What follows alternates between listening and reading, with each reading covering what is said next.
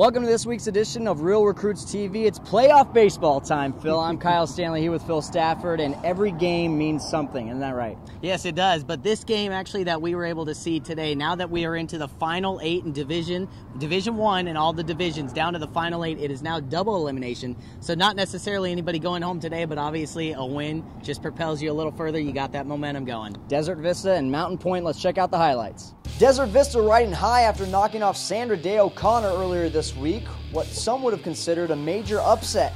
But we got to see some awesome fans because of it. The Zoo crew from Mountain Pointe very much alive for this playoff duel.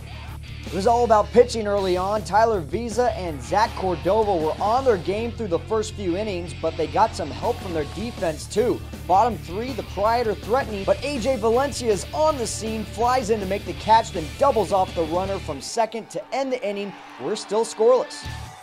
That carries some momentum into the top of the 4th. Michael Popick drives one the other way, skips up and over the fence and right, stays fair for a ground rule double. Runners now on 2nd and 3rd. Next up, Austin Hicks drives one through the 6 hole. Come on home, Colby Woodmansey. The Thunder touch the scoreboard first. It's 1-0.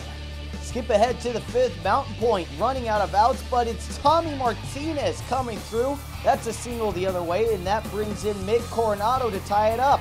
Later in the inning, Cole Tucker, maybe a Wildcat next year at U of A, but right now he's part of the Pride. Clutch single up the middle with 2 outs gives Mountain Pointe the lead. The Pride tack on a couple more because of some costly 2-out errors. That makes it 4-1, but the Thunder make a comeback. Hicks singles up the middle to make things a little bit more interesting.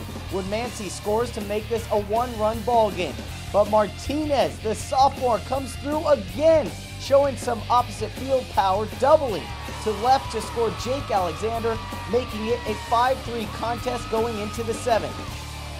And Branty Bell closes the door, gets the strikeout to end the game. Both teams play again on Saturday. Desert Vista will take on Chaparral. Mountain Pointe will do battle with Tucson.